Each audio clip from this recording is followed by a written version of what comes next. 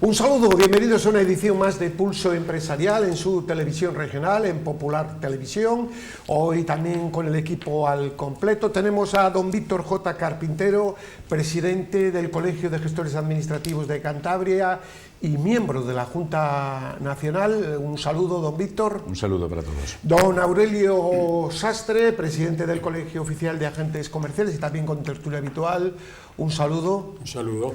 Bueno, pues antes de entrar en materia, porque vamos a entrar con el barómetro del Colegio de Gestores Administrativos, de la situación, quisiera hacer un comentario que quiero que ustedes sepan, porque igual algunos medios de comunicación ocultan y que me parece un escándalo en toda regla. Mientras en España se está hablando de los impuestos a los ricos, el señor Sánchez se ha reunido con dos personajes en Estados Unidos, en Nueva York, en la reunión de la ONU, con el presidente de Chile y con Bill Gates. Bill Gates, el cuarto millonario del mundo, patrocinador de esta Agenda 2030, es decir, la Agenda Desastre 2030, al que España, de nuestros impuestos, va a donar 130 millones de euros para supuestamente vacunas en África, etcétera, para estos experimentos que hace este personaje realmente lamentable. Yo me pregunto si eso no puede llegar incluso a tener algún aspecto delictivo, porque yo me pregunto, ¿quién controla ese dinero? ¿Cómo se controla que esos 130 millones estén bien gastados? ¿Cómo se puede hacer?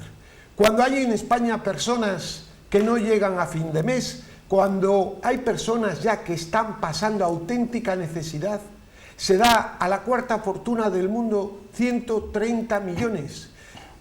Estaba recibiendo ya instrucciones de la Agenda 2030, de la Agenda del empobrecimiento de los seres humanos, de la Agenda del control de los seres humanos. Les dejo a ustedes la pregunta porque creo que era importante que ustedes conocieran este escándalo, que es un escándalo más en una política realmente pestilente, ya que es insoportable para una mente normal. Y entramos en lo que teníamos previsto en el guión. Habitualmente, cada X de tiempo, el Colegio Nacional, la Asociación Nacional de Gestores Administrativos, realiza una gran encuesta de cómo están precisamente las cosas en las pymes, en las pequeñas y en las medianas empresas, conocido con el barómetro. Y don Víctor pues tiene el barómetro ahí calentito, acaba de salir, don Víctor. Sí, muy buenas. Recientemente ha salido publicado el barómetro que elaboran los 6.000 despachos de gestores administrativos de España, en el que la principal característica del mismo, la principal nota, es que el 40% de los pequeños y medianos negocios han cerrado junio en pérdidas. Esto significa que más de 700.000 negocios siguen con serios problemas de liquidez. Tras la desaparición de 20.000 negocios en agosto, siguen en quiebra técnica más de 90.000. El 10% de los contratos temporales existentes antes de la reforma laboral se han cancelado sin sustituir ni renovar al trabajador. Y por último, la cuarta característica de este barómetro es que el 85% de los empresarios y autónomos con préstamos ICO han contado con trabas de los bancos para ampliar los plazos de amortización recogidos en el Código de Buenas Prácticas. Si queréis desarrollamos en profundidad cualquiera hasta de estos ahí los puntos. datos. Y luego, antes de pasar ya a don Aurelio, perdón, el confesionario, que es lo que llamo. Usted tiene en su despacho el confesionario. Porque esos son los datos fríos de toda España, y luego está el confesionario de don Víctor, que viene el empresario de Santander, el de Torlavega, el de Ramales, el de Laredo, que son clientes de él y que le cuentan sus cuitas, sus problemas. Sí. ¿Cómo está la situación? Nosotros tenemos un caso real referente a los préstamos ICO-COVID, en el que nos decían un cliente que si ampliaba los plazos de mi ICO-COVID me declararían dudoso y no me iban a seguir apoyando con nueva financiación. El 25% de los pequeños... ¿Un caso real de aquí de Un caso Cantabria? real, sí. El 25% de los pequeños y medianos negocios cuentan con un ICO-COVID, que es aquel préstamo del Instituto de Crédito Oficial que se generó para las empresas en la época COVID. El 85% han contado con trabas por parte de los bancos para ampliar los plazos de amortización recogidos en el Código de Buenas Prácticas. Y nos decía textualmente el cliente: hace apenas 2 semanas un gran banco me informaba que si quería ampliar los plazos de mi ICO COVID debía ser consciente de que me iban a considerar dudoso y no iban a seguir apoyándome con nueva financiación. Además, me indicaron que de carencia nada, que el banco estaba como loco por recuperar cuanto antes el principal, pues se temían una marcha atrás en los avales, como ocurrió hace unos años durante la crisis financiera. Esta es la realidad, señores, esta es la realidad. Una realidad gravísima que no verán los medios de comunicación. Y bueno, y ¿por qué no vamos a decir que nosotros estamos orgullosos de ser testigos de la verdad y decir lo que otros callan? Ahora entramos ya con la opinión de don Aurelio, si les parece bien, ante todo esto, que es algo, el diagnóstico que nos temíamos, que por otro lado la prensa económica libre, que también la hay menos libre, pero hay, luego dentro de ese sector de la prensa económica hay más libertad, que se dicen más cosas que en la generalista. Venimos anticipando, pero yo cuando me recuerdo de los 130 millones para Bill Gates, de verdad que se me ponen los pelos de punta y me pregunto ¿por qué la oposición no ha salido ya a los 10 minutos? ¿Por qué? Bueno, esto es uno de los escándalos más grandes que he podido ver. Bueno, don Aurelio, sigo, que me desvío. Yo creo que la radiografía que hace el grupo, la Asociación de Gestores Administrativos, yo creo que deja muy claro el por qué la gente, el ciudadano en general, tiene esta enorme inquietud con la situación que se está viviendo en el país. Digo que tiene inquietud y es algo que la gente vive, pero que no se refleja en la prensa ni en lo que se dice. O sea, la gente dice, estamos muy mal, pero ¿seré yo el que está mal? Sí. Pues no, está mal el país. Y yo creo que los datos que acaba de dar aquí ahora Víctor lo reflejan. El 40% de los pequeños negocios tiene pérdidas. Correcto. Sabemos que los pequeños negocios son los que dan empleo al 90% prácticamente de la gente. Sí. Si este 40% tiene pérdidas, ¿qué futuro espera a los negocios y a los trabajadores que están en ello, ¿no? 20.000 han desaparecido, claro, han desaparecido y se han llevado por delante a todos sus empleados. Esa es la realidad. Y a todos los servicios auxiliares, entre los que cuentan también los gestores, que como muy bien ha dicho Gervasio, es un poco el confesionario de las pequeñas empresas. Todo esto que se les llena la boca hoy al gobierno con los créditos que dan, las ayudas ICO y todo esto, claro, ahora dice Víctor, el dato de que el 85% de los solicitantes tiene problemas para conseguirlos. Pero ya problemas importantes, porque si alguno repite de nuevo o pide el crédito, dice, bueno, usted ya no lo vamos a considerar solvente como para poder seguir financiándole. Es decir, que la situación que se está planteando de la economía española, yo creo que después de ver esta radiografía, es mucho más grave de lo que cada uno veníamos percibiendo, que lo percibíamos como muy grave, como muy importante, pero cuando vemos los datos vemos que estábamos en lo cierto, que lo percibimos grave porque hay una situación de verdadero caos. A eso hay que añadir que el 26% de las ayudas COVID previstas se ha quedado sin asignar. Se han devuelto a 776 millones de euros. Luego estamos hablando de varias cosas. Primero, una crisis creada porque si no se hubieran producido los confinamientos no hubiera habido la crisis. Primer error, no primer error, yo ya no pienso que es un error, pienso que fue algo premeditado, de que debieran de juzgarse en media Europa a todos estos dirigentes porque tenían serios avisos de que era un error.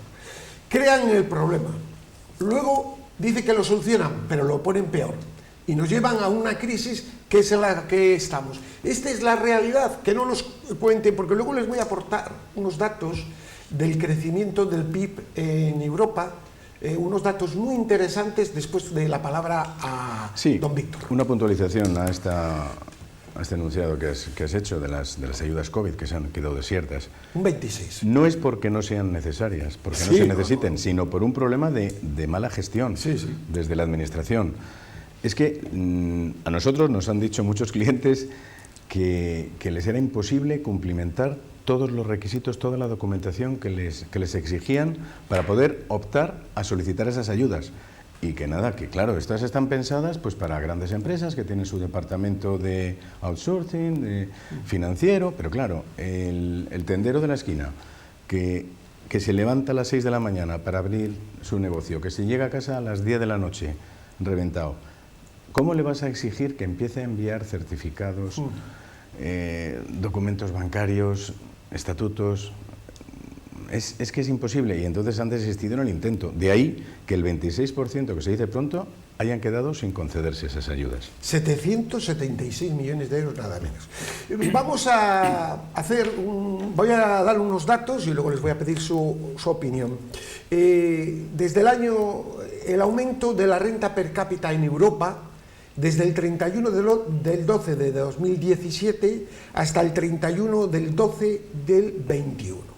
En los diferentes países, cómo ha crecido la renta per cápita, por individuo.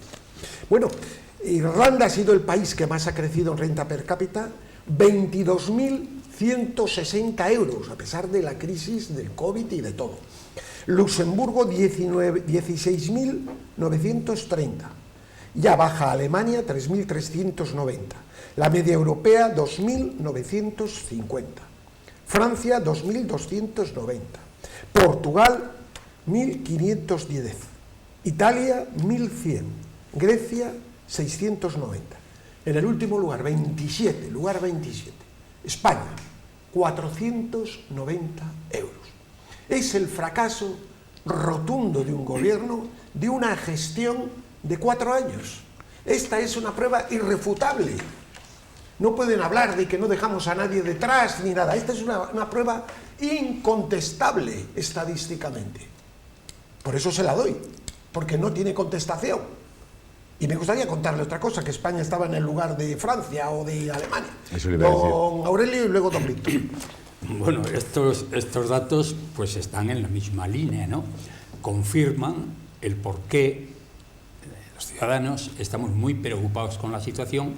Y muchas veces pensamos que es una idea nuestra, será, no sé, que soy yo el que está mal, pero que la sociedad va bien, a juzgar por el triunfalismo que a veces oigo cuando da los datos el gobierno o cuando usted lee la prensa afín, que es la mayoría. Bueno, la gente tiene que empezar a pensar por sí misma, y si cada uno está haciendo lo correcto, ve que si su situación es mala, es porque la situación del país es aún posiblemente peor.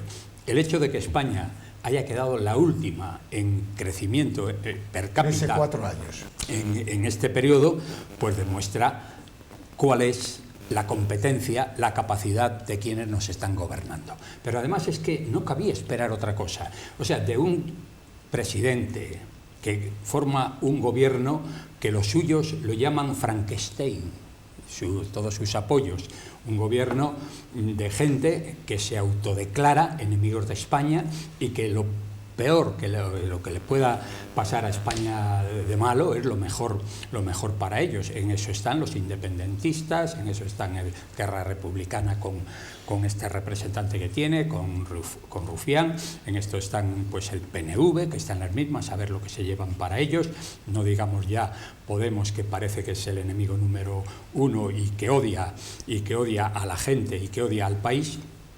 ¿Las consecuencias cuáles son? Pues este crecimiento que tiene España, que estamos a la cola de Europa. Esto es muy preocupante. Tenemos un presidente que acusaba a la oposición de que, bueno, de que es un mal gestor. Acusa a la oposición de mal gestor. Bueno, acusa al señor Feijóo de mal gestor, un hombre que ha estado gobernando 15 años y siempre con mayorías absolutas en Galicia, y le acusa una persona que lo más que fue, antes de llegar a presidente del gobierno, fue un mal concejal de un ayuntamiento.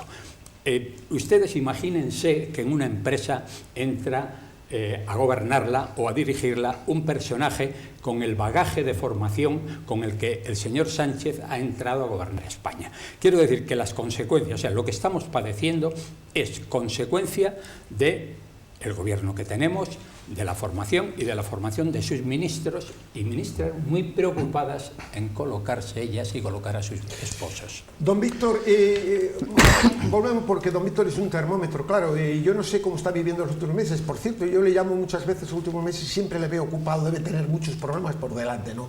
La gente está preocupada, ¿no?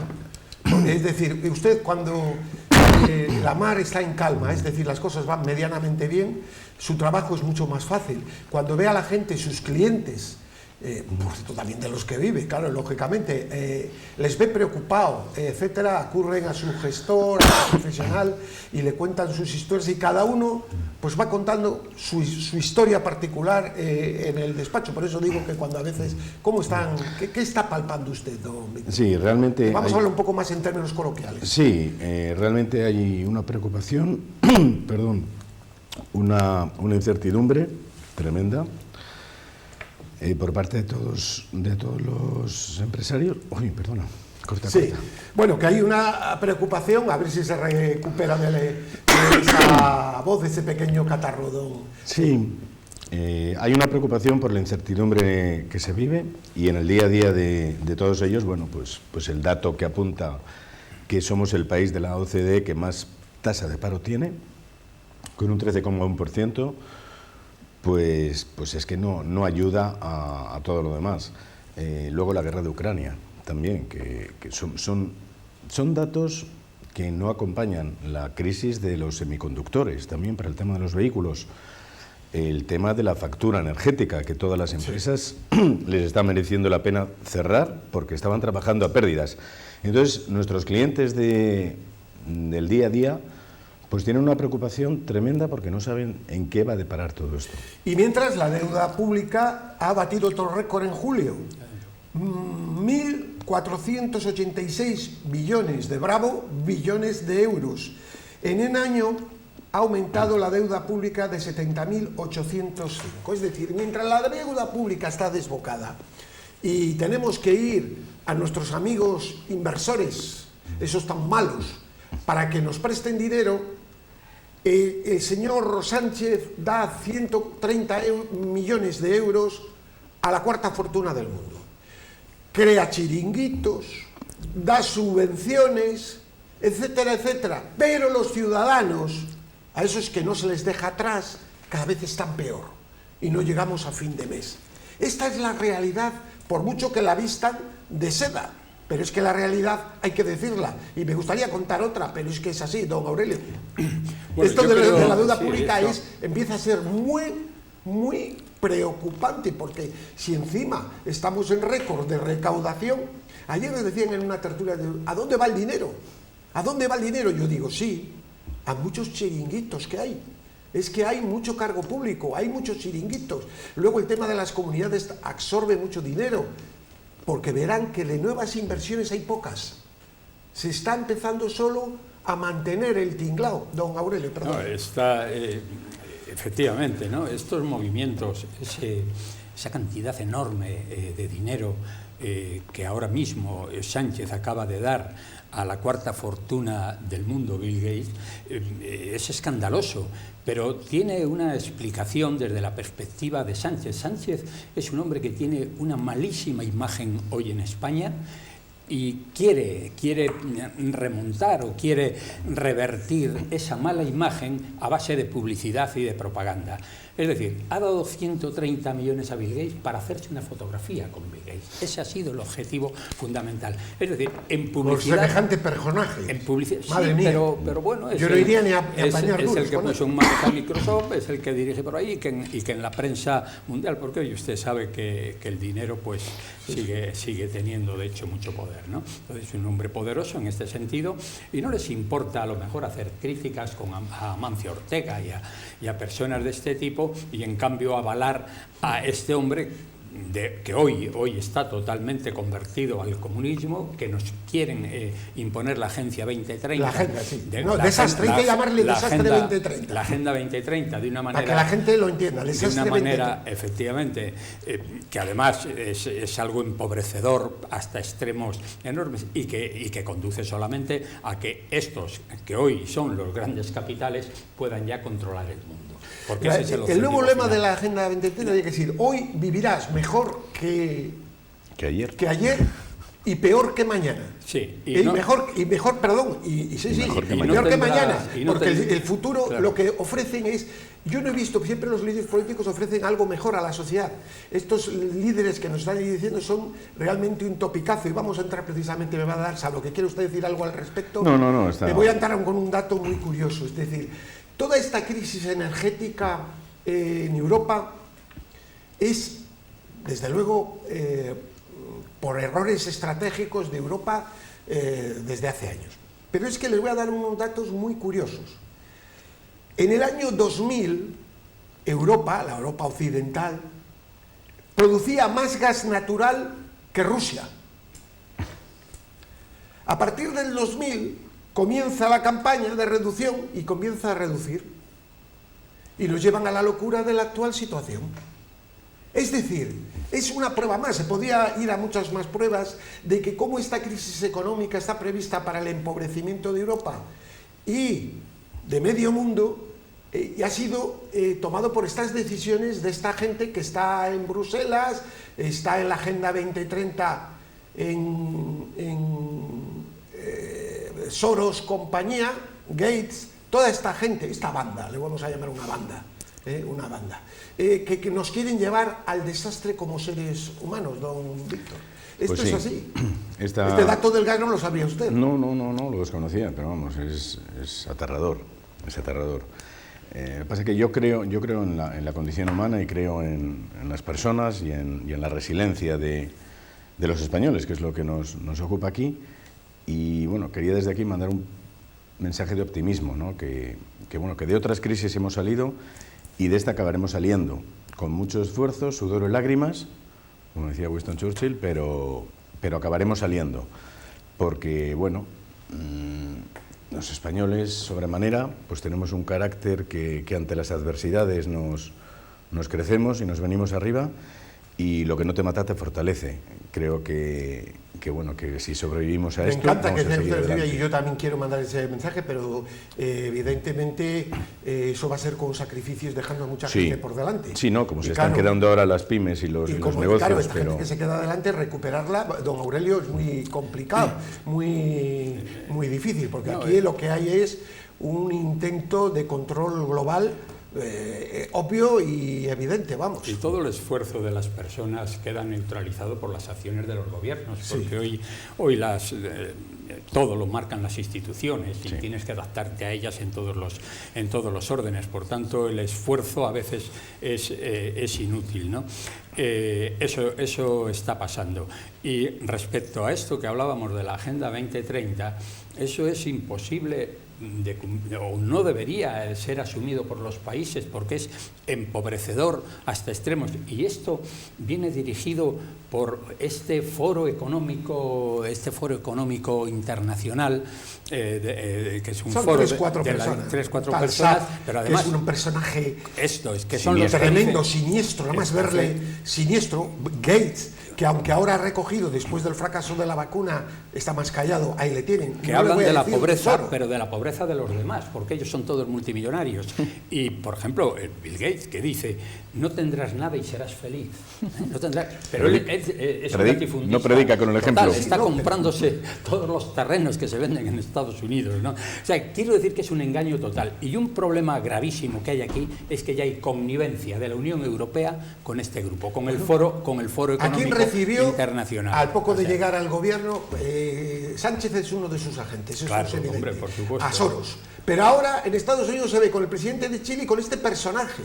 Con este personaje. Sí, pero ojo, don Es Gervasio. decir, y mientras aquí en España está hablando de los ricos. Sí, pero no nos estamos dando cuenta de una cosa. Ahora los hombres de negro están en Madrid, pero han quedado ya de acuerdo con Sánchez para que todos aquellos recortes que podían tener una incidencia en una dificultad para la renovación de Sánchez como presidente del gobierno, los van a dejar para después. Es decir, en este momento hay una complicidad para que todo aquello que tiene aristas y que puede dificultar la presidencia de Sánchez, que no salgan a la luz hasta después de las elecciones, lo cual es una trampa en la que Europa nos está metiendo en este momento. Eso está dicho en la prensa estos días. Pero el domingo habrá un acontecimiento que es la victoria de Meloni en Italia y que va a ser el primer, otro zapato más, otra piedra en el zapato de esta von der Leyen, que dice cristiano-demócrata, no tiene absolutamente nada. Está entregada a la socialdemocracia, ojalá fuera la socialdemocracia auténtica, aquella a la que yo respeto